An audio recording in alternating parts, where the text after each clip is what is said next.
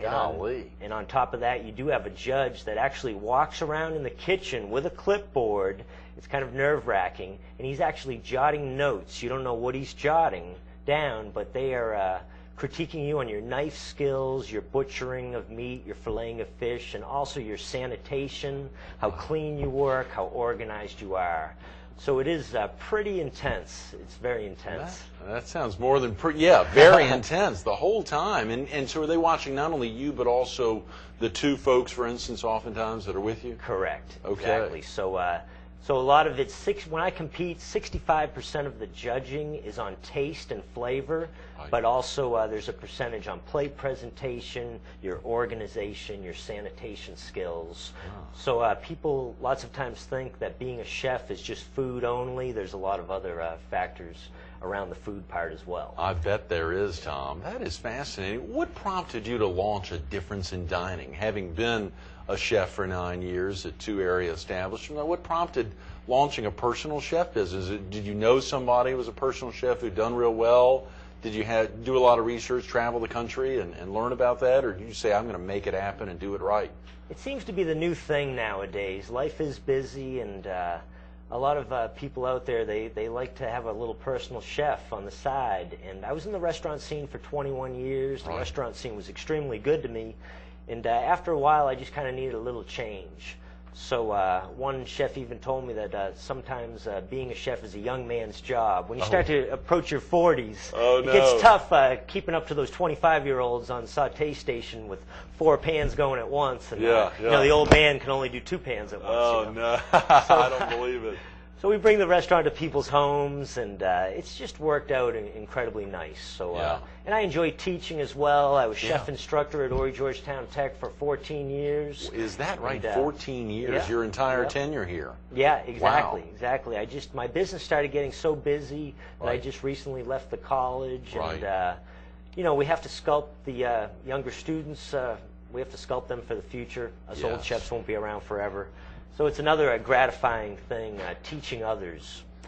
I can remember when I was 18, 20 years old, I had hoped that I'd be a good enough chef to sometime in the future teach others, and now it's gratifying to know that I can sculpt them for the future. 843-446-2256. Folks, pick up that phone, call on a regular basis, obviously, but for teaching classes, is that something you actually have time to do, Tom? I mean, that must be, as you said, you've gotten so dang busy. Do you or Randy? I think I saw Randy recently. She said she's still doing some sommelier, or however you pronounce that, some wine classes. Yeah. Yeah, we still, I'm not teaching them quite as much, but now I do have a class coming up February 27th that I'm going to be teaching a wine class and food as well. Good, good. So we're always up to something, and that's what I love about it. Every day of being a chef, it's different every single day. Right. You never know what to expect sometimes, and it could be a private cooking class for 12 people in this home, or a heavy hors d'oeuvre party for 50 people in another. Yeah. And that's what I like about it. Every day is a little bit different. It's not the same day in and day out. You will be at the Hardball tomorrow night? I will.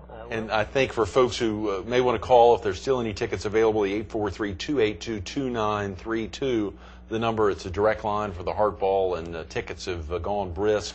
They shrunk the size this year from 1,000 folks, plus or minus, down to 650, and limited it to a tight crew. So Charlie Myrick, who kicked off the week, was trying to still push a few tickets they had available. I'm not sure if there's any left, but the 282-2932 number is the one. You have been actually out in front of the crowd in years past as your dinner for 8, your donated item there has driven up heavy bidding, Tom. Is that you're comfortable in front of not only just judges but also crowds of 1,000?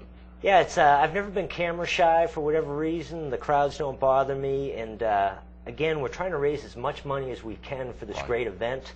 So this was something that I just kind of did on my own. Nobody asked me to do it. When I do this donation, I usually get on center stage, and I enjoy doing fruit and vegetable carvings. And at the last one, I took a cantaloupe and I carved it into a 3-dimensional blooming tulip. And I feel as I'm carving, it tends to up the bid. Right, you're right. It's a little show piece, a conversation piece, and people enjoy it. And then in the end, the fortunate winner, I'll walk right up to him and present the blooming cantaloupe. I love it. In a 3-dimensional kind of way. So. That is tremendous, Tom. Well, you know, as you think back, was there something early on that made you begin thinking about food? Had it been something in an early age, either your family involved in the culinary business?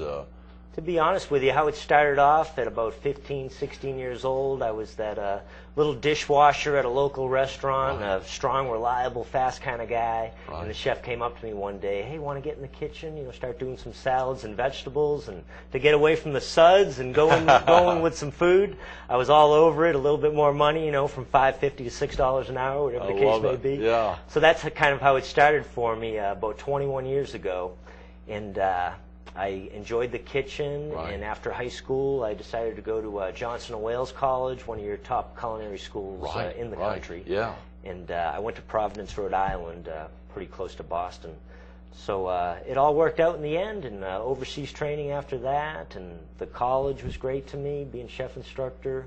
So I have a very wide background, I would say. You know, I told somebody early in the week that I was going to be interviewing Tom Mullally today, and they said, "You mean The Bachelor, the guy who was on The Bachelor show?" I said, "I don't know if Tom made it or not, but I know he got pretty far down the line." What was that like, Tom? Share with viewers how you got into the vying for Bachelor. That's the TV show on ABC. Yeah. Is that right? ABC's We The just got a Bachelor. couple of minutes, so please, Yeah. for viewers who are tuning in, to make sure I get to Tom to talk about the Bachelor piece. They called me. Yeah, yeah. Long story short, I have another part-time job. I do a little modeling on the side, Yeah. and there's pictures of me on the website. And ABC's Hollywood, California, The Bachelor, stumbled upon the pictures. Right, yeah. I got a phone call on my cell phone one day. I thought maybe it was a joke, one of my chef friends kidding around. But it was legit, and a long story short, there were 200 gentlemen that applied for The Bachelor all over the country. Right. And I made it into the top 20. Wow, And, Tom, yeah. And then after that, unfortunately, I didn't make it. Yeah. They found a gentleman. Maybe I was a little bit too old for the part. I'm not quite sure, but it was a kind of a cool experience, Oh, yeah. and had to go through interviews and that kind of stuff. So. What about the preparation for you, Tom, and getting ready for a dinner? I mean, how do you go about, let's say you hadn't gotten so dang busy, or back to your first couple of months when you launched A Difference in Dining back in October 5 years ago. What was it like, or what is it like, to prepare just for one dinner and one night? I mean, how much preparation are you having to do, let's say, earlier in the kicking off the personal chef business? Yes, when we bring the restaurant to people's homes, I don't want to invade people's lives. And you know how it is, say, hypothetically, if you're prepping for the family's Thanksgiving dinner. Right. You sometimes have to start it the day before. You always Right. have to stay a little ahead of the game. Some parts of food you can prep the day before, and other things, if it's seafood, you want to prep the day of.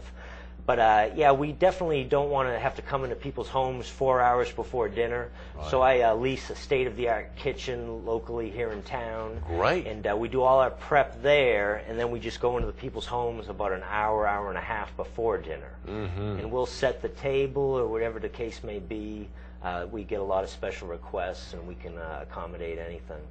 And another story that I did once, we cooked Yeah. for somebody's 50th wedding anniversary. 5-0. Yeah, and that was another great inner feeling, and the son of the parents went all out for him, and we had the Dom Perignon flowing, etc. And this was about 3 or 4 years ago. Right. And these same people just called me a week ago, and it's just a great feeling when the lady says, "We will never forget our 50th anniversary dinner that Wow. you cooked for us 3 to 4 years back." Oh, yeah. I get a lot of Tom. things like that too, and it's kind of a neat feeling. And once particularly again. for you, knowing that that is really a personal thing, not to take anything away from chefs who are in big restaurants, who are preparing meals, tremendous meals, but of course in an instance like that, it's a huge kitchen oftentimes. Yeah. They may not have that personal connection. They know, for instance, you and I have a great friend, Ronaldo Montrose, Yeah. and we'll go there and we know if Ronaldo's fixed a feast and really made it special. But at the same time, for you, where it's really you and maybe you and Steve, you and Randy putting something together, it is that personal touch. It is, and people, they're all over it. Lots of times when we come into people's homes for the first time, they're not quite sure what to expect, but Right. at the end of the evening, they're just overwhelmed. Oh my God, it is better than we could have ever hoped for. Yeah. And, you know, if they want a glass of wine, whatever the case may be, nobody has to worry about driving home. We bring the restaurant right to you. So it's a Right. neat thing. And sometimes people have told me when we leave that the kitchen is even cleaner than when we arrive. So, you know, if the food's mediocre, the kitchen's spotless in the end. So it's always a big hit as well. That is hilarious. That is hilarious. And I would like to say that the so-called personal chef, it's not just for the rich and famous. We do all types of cuisine. I mean, Really? if people call me and want the beef Wellington and the lobster thermidor, I'm all over it. But, you know, we do the low country cuisine as well. We do church dinners, things of that nature. Is that right? So Right. we try to appease everybody. And folks, if they call, they could go over the pricing with you over the phone. Is there a set menu? Is there something at the website, or they really need to do it personally with you? I do have set menus with prices, but a lot of times I do like a phone interview about food on the telephone, because they do have their own special needs and requests. With all the advertising on TV commercials nowadays, I get a lot of people, they want a low carb it, double vegetable, no starch, that kind of thing. You know, we're substituting mashed cauliflower for mashed potatoes. Is that and you still have that same eye appeal. It appears as if it's a potato, but it's mashed cauliflower. Right. And we'll take spaghetti squash and make, hypothetically, fettuccine alfredo out of spaghetti squash. It's long and stringy, kind of resembles pasta, and that helps to stay away from the carbs as well. So we get a lot of special requests. They look at my menus and prices, but sometimes there's additional things that we need to do on top of that. I love it, Tom. That's tremendous. Thanks so much, and thanks again for your great donation for tomorrow night's Heart Ball. Thank you, Greg. Appreciate Absolutely. Stay tuned to more Carolina People with your personal chef, Tom Mullally, coming up next.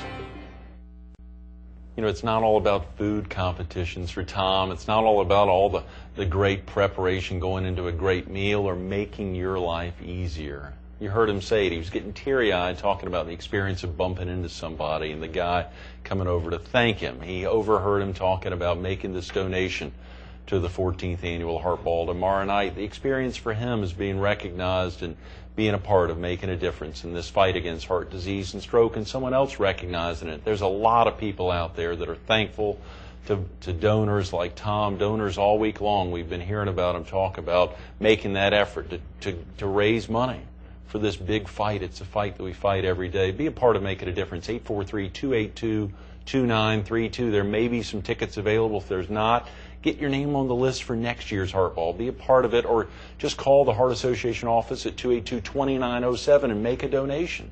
You can be a part of it. Tom's made a part of it. Get out there tomorrow night to see him at the 14th Annual American Heart Ball.